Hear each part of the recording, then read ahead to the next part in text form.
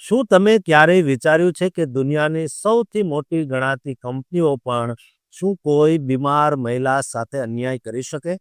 એક એવી મહિલા જેણે ભારતનું નામ વિદેશમાં રોશન કર્યું, જેને બ્રિટિશ વડાપ્રધાન દ્વારા સન્માનિત કરવામાં આવી, તેને જ તેની બીમારીના કારણે નોકરીમાંથી કાઢી મૂકવામાં આવી. 6 વર્ષ લાંબી આ કાનૂની લડાઈમાં એવું તે શું રહસ્ય છુપાયેલું હતું કે લંડનની અદાલતે પણ આંચકો અનુભવ્યો?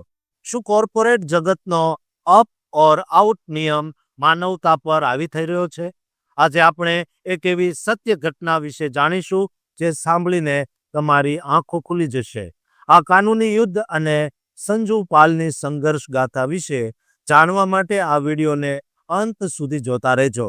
મિત્રો, પશ્ચિમ બંગાળમાં જન્મેલા અને બ્રિટનમાં ઉછરેલા 41 વર્ષીય સંજુ પાલની આ વાત અત્યારે આખા વિશ્વમાં ચર્ચાનો વિષય બની ગઈ છે. સંજુ પાલ લંડનમાં એક્સેન્સર જેવી પ્રતિષ્ઠિત કંપનીમાં મેનેજમેન્ટ કન્સલ્ટન્ટ તરીકે કામ કરતી હતી. તેણે રાઇઝ નામની સંસ્થા દ્વારા ભારતના ગ્રામીણ વિસ્તારોમાં શિક્ષણ માટે ખૂબ કામ કર્યું અને Asian woman of achievement award પણ જીત્યો. પરંતુ વર્ષ 2019માં તેનું જીવન ત્યારે બદલાયું જ્યારે તેને એન્ડોમેટ્રિયોસિસ નામની ગંભીર બીમારી લાગુ પડી. આ એક એવી બીમારી છે જેમાં મહિલાઓને અસહ્ય પીડા અને થાક લાગે છે. સંજુને ઓવરીમાં ગાંઠ હોવાના કારણે સર્જરી કરાવવી પડી. જ્યારે તે સર્જરી પછી કામ પર પરત ફરી ત્યારે એક્સેન્સર કંપનીએ તેની બીમારીને સમજવાને બદલે તેને કામમાં નબળી ગણીને નોકરીમાંથી કાઢી મૂકી. કંપનીએ તેની પાછળ અપ ઓર આઉટ પોલિસીનો હવાલો આપ્યો, જેનો અર્થ એ થાય જો તમે નિશ્ચિત સમયમાં પ્રમોશન ન મેળવો તો તમારે કંપની છોડવી પડે. સંજુ પાલે આ અન્યાય સામે 2019માં કાયદેસરની લડાઈ શરૂ કરી. તેણે દાવો કર્યો કે તેની બીમારીને કારણે તે કામમાં થોડી પાછળ રહી ગઈ હતી અને કંપનીએ તેને વિકલાંગતા હેઠળ જે રાહત મળવી જોઈએ તે આપી નથી. શરૂઆતમાં 2022માં લોઅર ટ્રિબ્યુનલે કંપનીની તરફેણમાં ચુકાદો આપી દીધો અને કહ્યું કે સંજુ વિકલાંગ નથી.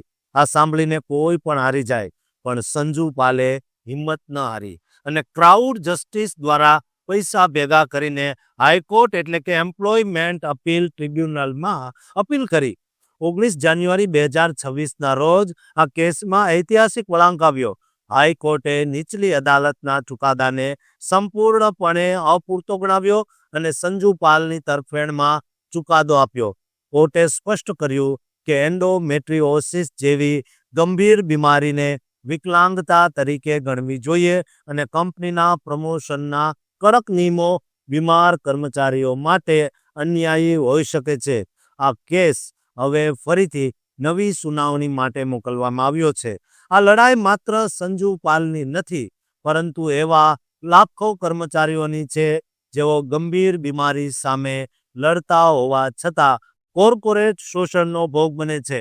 એક્સેન્જર જેવી મોટી કંપની અત્યારે આ મામલે મૌન છે, પણ આ કેસ હવે આખા વિશ્વમાં એક ઉદાહરણ બની ગયો છે. દોસ્તો, ન્યાયમાં વિલંબ ચોક્કસ થયો, પણ સત્યનો વિજય થયો છે. દોસ્તો, તમારા પણ કોઈ કોર્પોરેટ મિત્રો જો આ રીતે પીડાતા હોય તો કોમેન્ટ બોક્સમાં જરૂર લખજો અને આ વિડીયો તેમને શેર કરજો. સાથે ચેનલને સબસ્ક્રાઇબ કરવાનું ચૂકતા નહીં.